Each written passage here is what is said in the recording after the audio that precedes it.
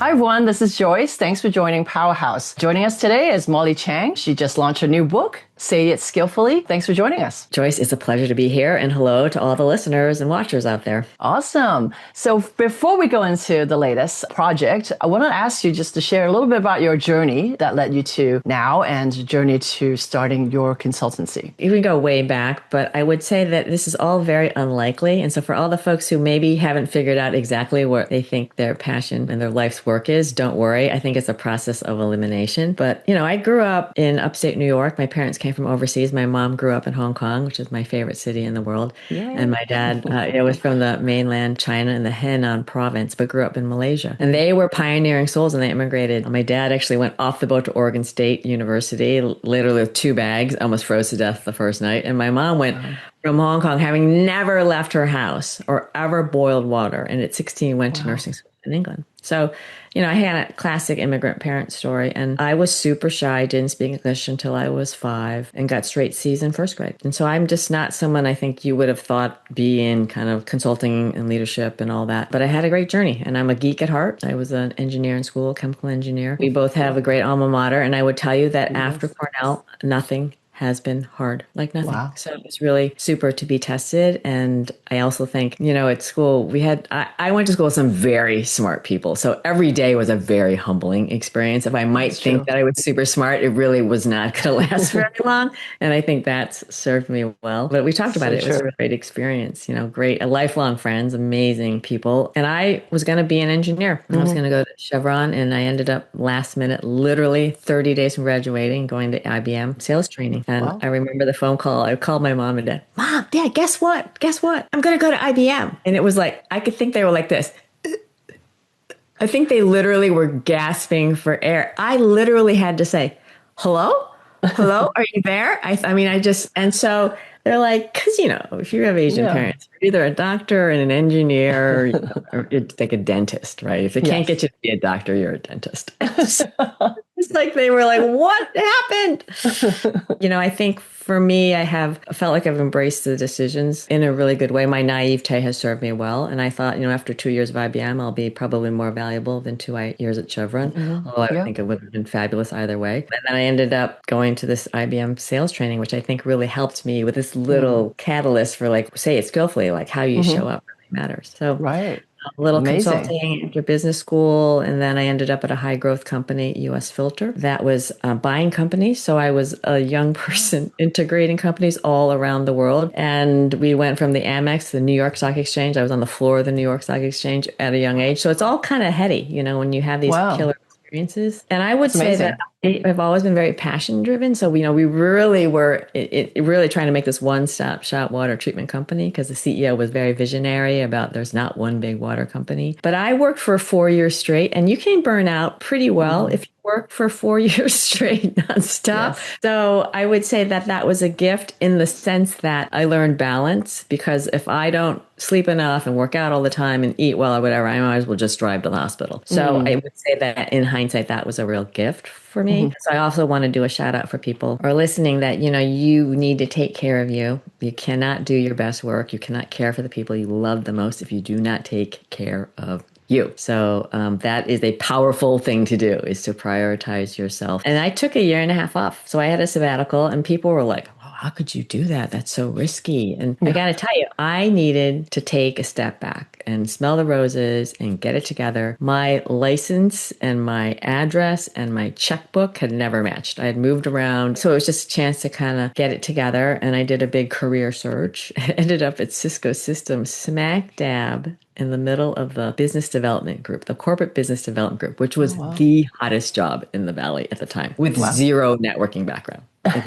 And they said the day before my offer went out, the hiring recruiting person ran downstairs. They're like, wait, who is this person? Why are we hiring her? And they're like, what is wrong with you? They're like, well, she has never been in our space. And they were like, don't worry, it's going to be fine. But they needed some. I'd integrated 25 companies. So I've gone on to integrate 80 total. And so I brought in some expertise that they needed, and it was just joyous. And Wow. Joyce, I'm not a big company gal, so that I lasted there 16 years is just kind of a miracle to Wow. me. Right. But, a company like that, first of all, amazing people, and then Yeah. amazing opportunities, right? I had a Yeah. chance to run a nonprofit. I was traipsing Hmm. around rural India and Africa. As a result, I was in a strategic consulting group, after I did all this mergers and acquisitions work. Hmm. So I have very fond of and learned a lot from my corporate years. It really was a big shaping force, Yeah. and some amazing people that I'm still super close with. I mean, I hold them in very high regard, and I learned a ton. That does sound But amazing. yeah, and then I would say at some point, because I'm very idealistic, you can see things in the corporate world not going maybe the way Mm.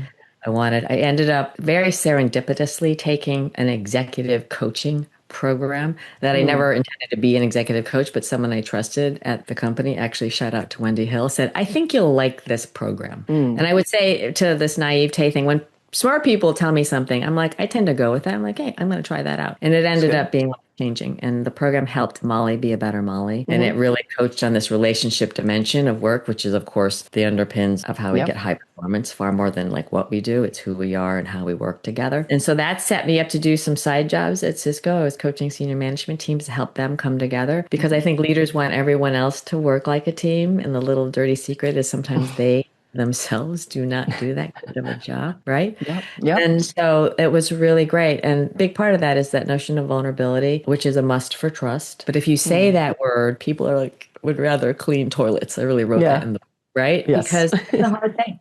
And it's a judgment call. But I would Mm. say that when you get people to be true about who they are, their strengths and their weaknesses, right? Their accomplishments and their struggles.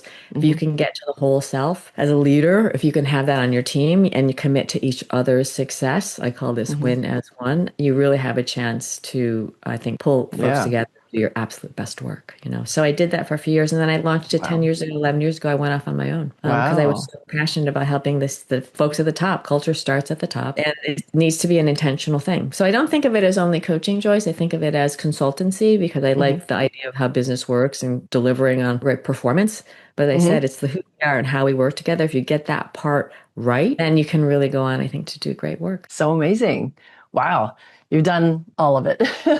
So I've switched careers as well. So I totally understand the experience in corporate and problems, and especially with the communication, working as a team, or do you not work as a team? When do you, do that? And then switching. So kind of getting the both sides of, becoming entrepreneur, but, Yeah. having that training in corporate. But yeah, you have so many amazing like steps, right? And each block you've kind of reinvented yourself and taking what you've learned and taking it forward. So, I mean, that's just amazing. I mean, you summed it up very nicely in 5-10 minutes, but there's so much in between. And what I find amazing is that you did say like you take the recommendation, right? I guess my question is like, how do you know? Like, is there a way to kind of sense that there's certain things you should take that step forward, take the step sideways, take a new opportunity? And how do you know that? Because I think a lot of people do struggle with that and they don't move, right? Thank you for bringing that up, Joyce. I think that is very insightful that piece of it is very much a judgment call. And I would say that I think this notion of intuition when we're younger, perhaps I think we might, this feels right, but I'm supposed to do that. And after you do that enough times, you're like, I don't know what I'm supposed to be doing, but that doesn't feel right. So I think I am, my dad is a super like rocket scientist, physicist, like double E. Like my dad is a genius and my mom is a nurse. And I would say I'm kind of in the middle. I'm a big empath. I can't watch scary movies because I'm like, people are like, it's just a movie. I'm like, no, they're getting slaughtered. I literally cannot watch them. I would offer folks that this whole journey in life is getting to know ourselves for who we really are. There is no there because it's a new me every day. Pushing yourself to kind of get through some of the things you don't like, it's very informing to know what doesn't bring out the best in you. Where are the moments that it didn't go very well and really be honest, like how can I own that? And that is not fun or easy.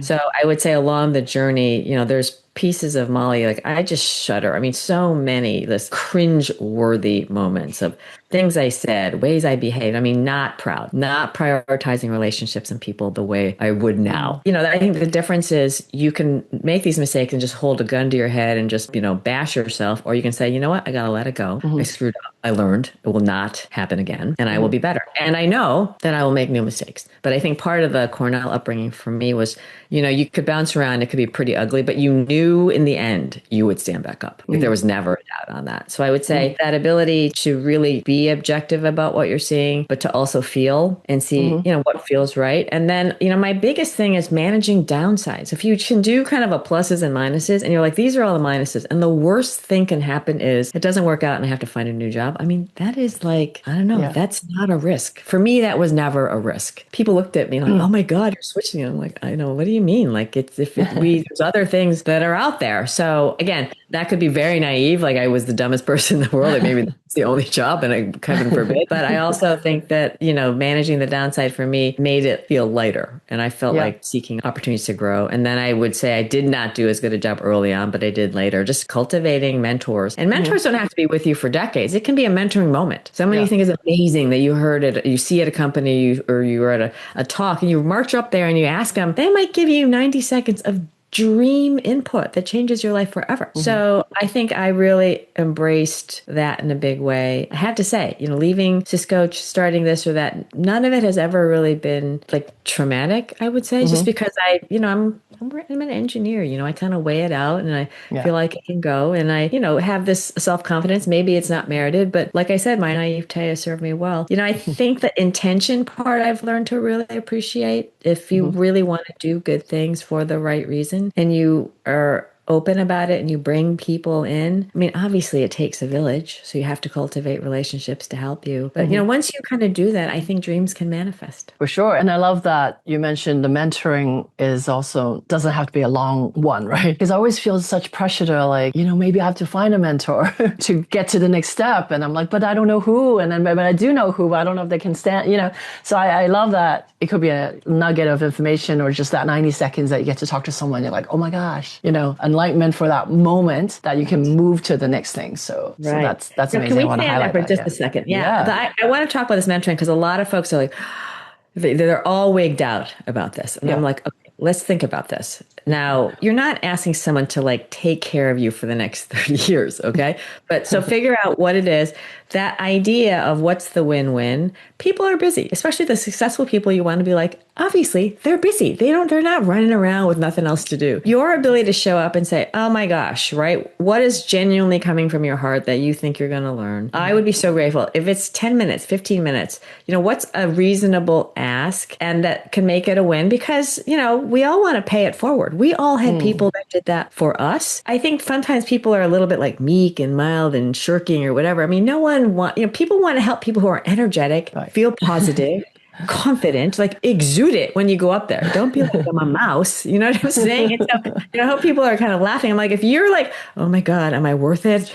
Am I not? Of course, you're not going to come across like you're worth it. Okay. So you want to be like, I want to make this company better. I'm going to really want to do some great things. I know people have probably helped you. A few minutes would be game changing. If you could spare it at your convenience, right? Show humility. They may say, you know what? I'd love to. I'm just swamped. Oh my gosh, thanks so much. Can I come back to you in 6 months? Come back to them in 6 months, right? I mean, I think that is something that's very in the say it skillfully vein. If it really matters, it's going to help you be better and help an organization be better. I mean, there's a lot of win there, right? Yeah. So feel good about making the ask. Yes, that's true. Sometimes don't overthink it either, right? So just kind of be confident, ask, you have a good point, you could go and ask for that. And if it's later, then come back later. Just have to follow up, right? So, because that's also another part, right? And you feel like, oh, I got rejected, so I'm not going to go again. But one should at least try a few times, right? I have to build on that because when I first went to Cisco, and remember, this was like everyone wanted to work at the company at that time. And then the person I was calling was a Cornellian, and he's a deal guy. And Amar Hanafi, shout out to you, Amar. So he was like, call me. So I called him. I probably called him, I don't know, 8 times every 7 to 10 days. And you can hear Amar Hanafi. I'm like, Amar, it's Molly Tschang. Molly, I'm in the middle of the deal. No problem, Amar. I'll call you back. If I had been kind of faint of heart, I would have been like, oh my God, he doesn't think I'm worth it. I shouldn't call him back. But I just diligently, whether it was every 2 weeks or whatever, Molly Tschang. And one day it was, oh, great, right? And that is what led to my joining the company. So, and I wasn't an annoying, obnoxious thing. I just was like, hey, I want to tell people I didn't assume something. And in my younger years, I would assume, oh, that leader walked by me and they were frowning. I must have done something wrong, right? They may have, their car may have been broken. It's in the shop and they're annoyed. Right? Why am I making up a story? So I think that idea of making up a story, I let that go. And my life got so much better the day I did that. Right. And you've talked about, confidence, right? That's partly having confidence and learning it. And so can you speak more about that? Because we talked about like having confidence from young or doing something, and that's so important. Just even asking a question or talking to a leader or a mentor, you have to exude that. So what are the advice in terms of building to that? Yeah, thanks for bringing this one up, Joyce. This gets back to getting to know yourself for who you are and being grounded in yourself. So I think I'm a good person. I know I'm far from perfect. Frankly, none of us are perfect, but I know that I'm trying to do good things, right? And I make mistakes like everyone. And when I make them, I have to own them, which is hard sometimes, of course. I think that idea of just being rooted and knowing like what you value, what's important to you, why are you here? I mean, I had this amazing life-changing experience. Shout out to Frances, this coach, and she took me through a passion and purpose exercise over 8 hours. And so like in one word, my passion or legacy is ignite. And my purpose is with heart, creativity, and compassion, I inspire myself and others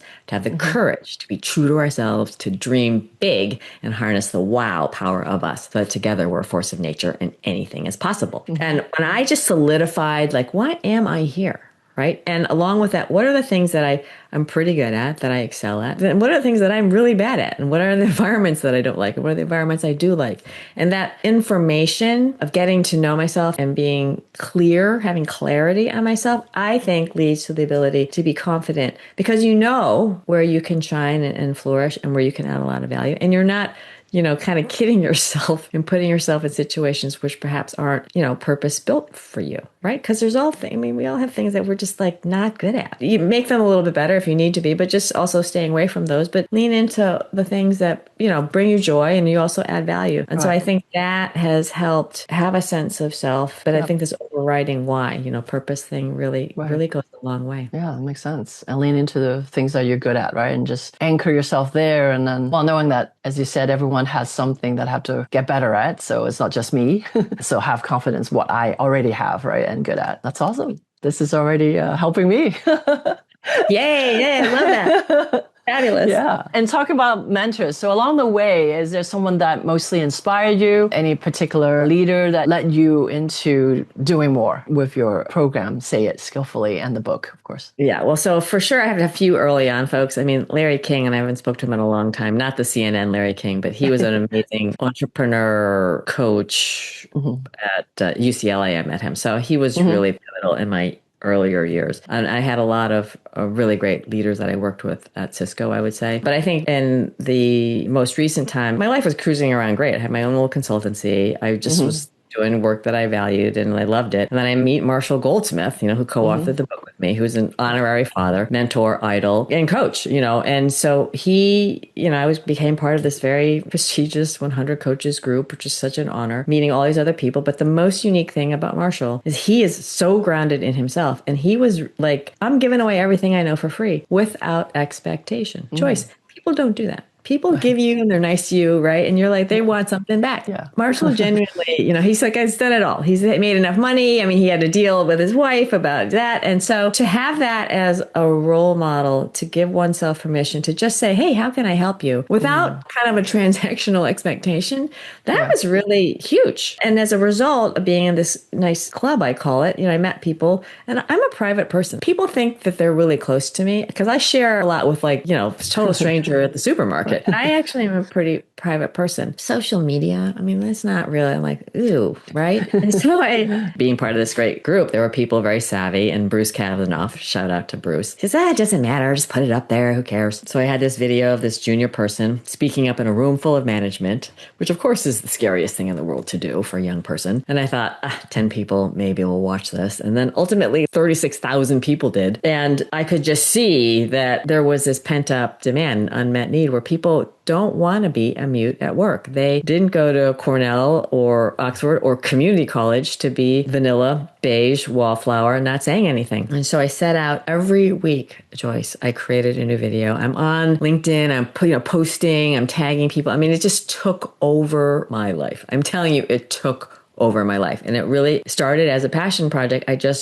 felt like I was helping people, and it was really helping me, of course. And then Voice America calls me. It's like, do you want to have your own radio show? I mean, think about an introverted, shy person, like, have my own radio show. Like, why would I do that? And of course I'm like, yes, absolutely. I want to have my own radio show. I don't even know what that means. So every week we're producing a live radio show, talk about just crazy. And I started having callers call in, Joyce calls in, oh my gosh, I'm having trouble with this colleague, or, I don't know how to have this conversation with my boss. And we would talk it through. And then because of this 100 coaches group, I had some very prominent people on my show. And this is where it clicked, because this whole thing was reverse engineered. I was listening to these very, very successful people. And I realized, one, they're super grounded in who they are. And two, they're able to say things as a result in a way to really be in service to the other person. And it just was as clear as day. It was a blinking neon light. And so that's how this Say It Skillfully framework of me, you, we came to be, because I realized that 80% of effective communication starts here. We all want to blame everybody else. Oh, he doesn't get it. She doesn't want to hear it, right? When it's really here.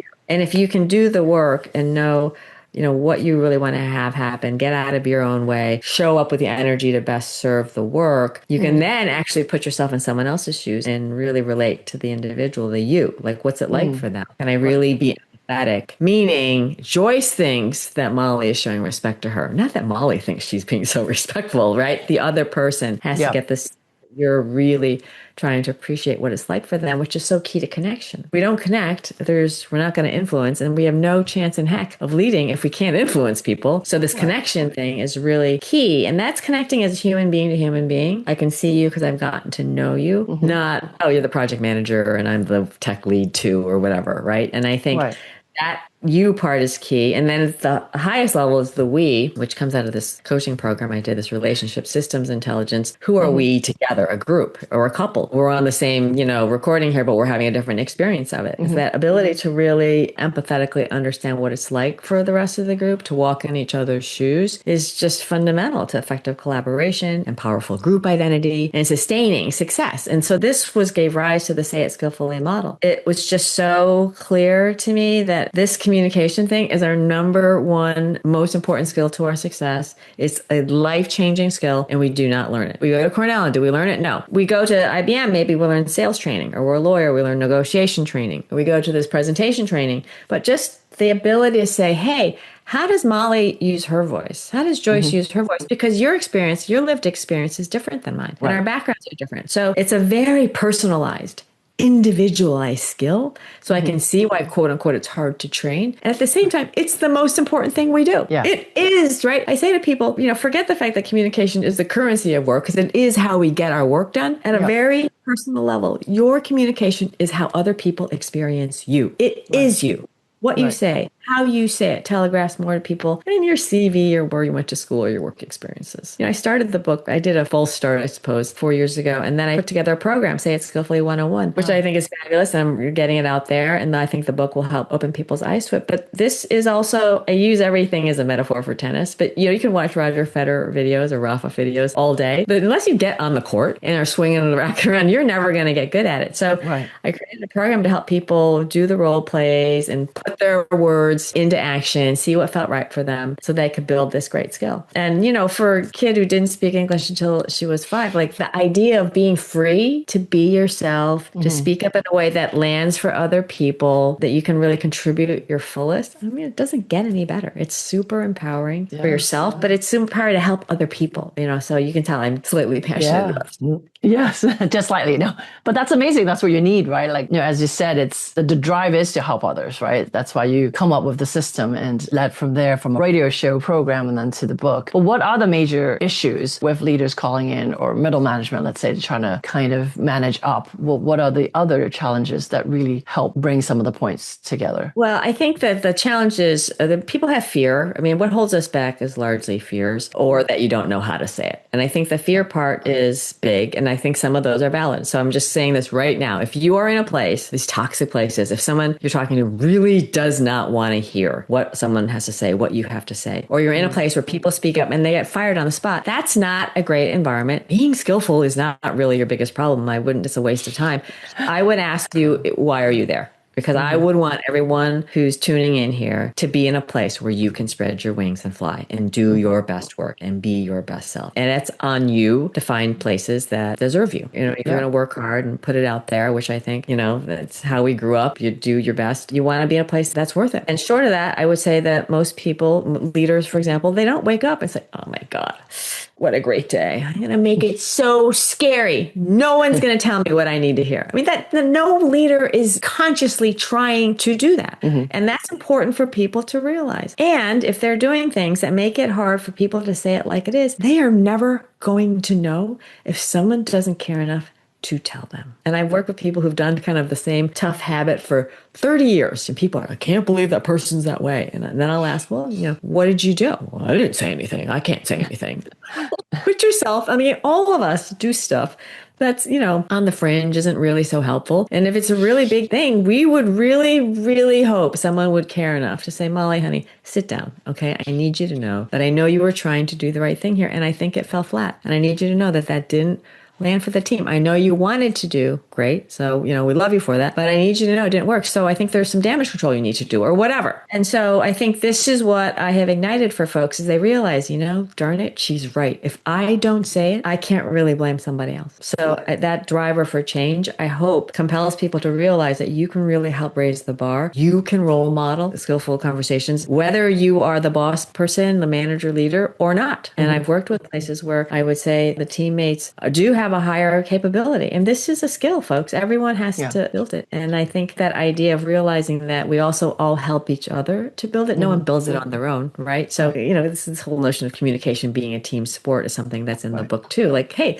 this is all of us, right? This is on all of us. And I want folks to embrace that in a positive way because it's a huge, huge opportunity, And so if you're like, oh my God, this person, that person, I would tell you to go in the bathroom and look in the mirror, okay? And be like, hey, wait a second. What are you doing that even if it's only 2%, you are contributing potentially to this? And what could you be doing to be more part of the solution, right? We're all part of the problem sometimes, Joyce, always. The opportunity is to be mindful and aware of it and then to decide, hey, I'm going to be part of the solution. So that's kind of, I think, the feedback, managing up every day at work. I mean, the toughest thing at work is annoying people, okay? It's the work is fine. Yes, exactly. And as you say, people always say that, right? It's like, I don't mind the work, but it's just like the people around me and you got to spend all that time talking, right? So I think how you say it, right? As the first part is the recognizing, and the second part is like, how do you say it skillfully and get it across and not sound like you're just complaining or just being mean or whatever, right? But it's hard. And I think most people would love to choose to avoid it, right? That's why they're like, I just want to do the work. So. That's right. That's right. So I think I will share 3 things that I think are big takeaways for folks in this notion. People ask me, Molly, what do you see is missing, the biggest issue at work? And for me, without a doubt, the number one thing I see holding organizations back of any size, anywhere, doing anything is this lack of shared reality. This lack of shared reality as in being on the same page about both the objective facts and the human experience, where people are at, how they feel. And without an accurate shared reality, we do not make the best decisions. We do not execute with speed and achieve our greatest outcomes. The end. And as an example, so someone thinks you're performing amazing. Someone thinks you're not performing amazing. So those are 2 different worldviews. And until we bubble up the fact that we think differently, which means people have to be open about sharing different points of view, we can't even deal with it because we don't know. And so that's where this shared reality is not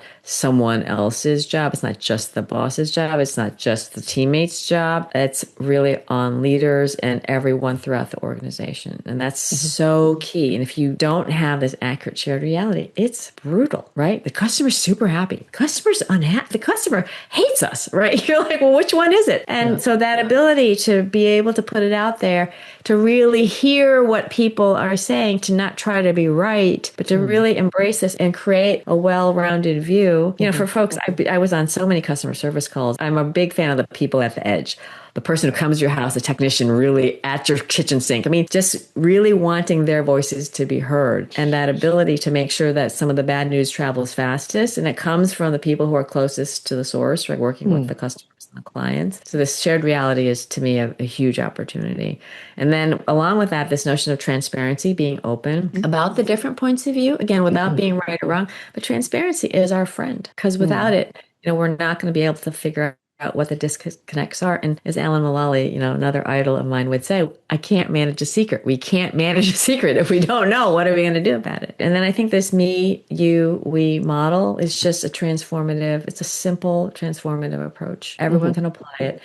I do it all day long. It might be 15 seconds, you're kind of thinking it through. Where am I at? How am I feeling? Is that going to be useful? It may be 30 minutes where you sit down and say, okay, wait a second. Like, what do I really want to happen in this conversation? Let me imagine where I think my boss could be. How do I figure out, how do I talk to my manager in a way that's going to be having them be open and understanding that I really care and not come across as if I'm complaining or whining or what have you. Those three things, I really hope that people can learn from it and then really do it. You know what I mean? Like, you can watch my video like all day long, but I just want people out there. I hope people do say it skillfully, book clubs, frankly. Get teams of people working on it, take a program. I just know how great it feels to feel that you can, say what you think needs to be said. I do want to say that we can't control how other people receive us. And Harry Kramer, another genius CEO I've learned from, he's just said, look, if you do what you think is right, and you may be wrong, but you do what you think is right to the best of your ability, with an open heart, you're going to sleep well at night, right? And so I think that that's an opportunity for all of us. You put that out there, you go to sleep at night with peace, and it's pretty good. It's a good recipe for feeling good about yourself and your and hopefully making a better world. For sure. Yeah. No, it sounds amazing. And definitely, as you said, at least you've tried, right? So you have to do something internal to improve something. As you said, and you can sleep better at night. And I've tried my part. And of course, you can adjust the next day, but at least it's not just like, throwing your hands up and going, it's someone else's problem. I'm just complaining and I can't do anything about, which is obviously not true most of the time. And it's amazing talking through this is like, knowing your background in engineering, a lot of this is problem solving, right? It's just problem solving in different ways, not a math problem, but it is breaking down things and thinking through possible outcomes, possible solutions, and how you set yourself up to succeed better. Part of my podcast is also to really tell success stories of female in leadership and female in different industries. So just want to specifically ask any unique challenges that women face, right? And how do you rise from that through the leadership roles that you went through your career? Yeah, I appreciate it a lot. I mean, as an engineer and early on, being the 1 in 20 is just a very normal thing. I just didn't perceive it held me back. I felt very supported, but I also have to say that I felt like I did a pretty good job holding my own. And I do think that that's a very individual thing of how you kind of show up in a way that says, I'm here, I'm good, and I'm here to play the game. I recount this story because it's just a little tiny example, but I was at US Filter. We had a big management meeting. I mean, again, like I'm the only female, but a bunch of us went running. Most people went to the cocktail hour, but a few of us went running. And so we're coming in, and I can see that, we're coming in, they're going to end the run right where everybody's having drinks. And so the last, I don't know if it was eighth of a mile maybe, but I'm like, hey, how you guys feeling? They're kind of huffing and puffing. I'm like, should we pick it up a little? And so I picked it up just enough where no one could legitimately slow down, right? But everyone kind of was like, and I think I kind of joke a little bit. I mean, maybe that was a little bit annoying for me to do, but I think in little ways you have to help people realize, like, I'm here to play the game, and I'm here to contribute, and I'm here to be taken seriously. That doesn't mean I'm better. It doesn't mean I'm right all the time. So I just encourage folks to figure out what it is that helps you connect and get a bit of that. Sometimes it's a little bit of a respect factor you just want to make sure you have. And I think that, sometimes people, well, I don't think people respect me. I'm like, well, what are you doing to help, engender that respect? Make that a two-way opportunity. Make yourself indispensable. It isn't just, and hopefully it's not about being the smartest person in the room, because that's just an exhausting room to be in if you're playing that game.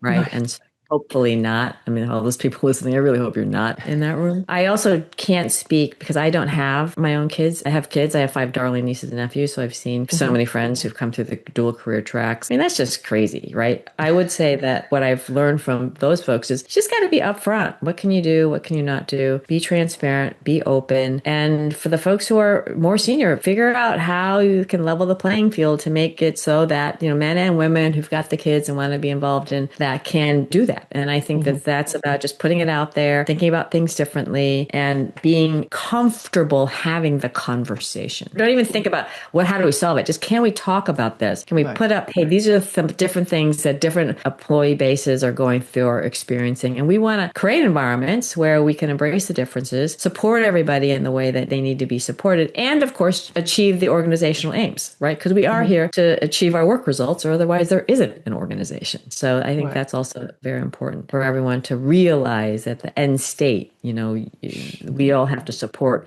the overall goal. Yeah. Awesome. Thank you. And just lastly, any future projects personally and professionally? Oh my gosh, so many. So personally, I'm bitter that I don't speak Italian, I don't speak French, and I don't speak Spanish. I mean, I have high school French, and I can BS myself through 10 lines in Italian. I'm bitter about this. So I want to get through this book and selling as many books as we can and helping change the world with. And then I really want to double down on learning languages. So whether that's going to, a Middlebury for a summer or going overseas, and then my tennis. I mean, everyone knows I'm like so into my tennis. So I really want to amp up my tennis because I still have some years of getting better. And then I would say, professionally, I'm really excited to just kind of be open to what comes next. To be honest with you, I have a few things that I'm working on, but I think they're all in the vein of, working with senior teams, obviously the Say It Skillfully. Yeah. I think raising the bar on what great leadership is. I mean, I think we're in a leadership crisis of the most epic proportion, and we all have,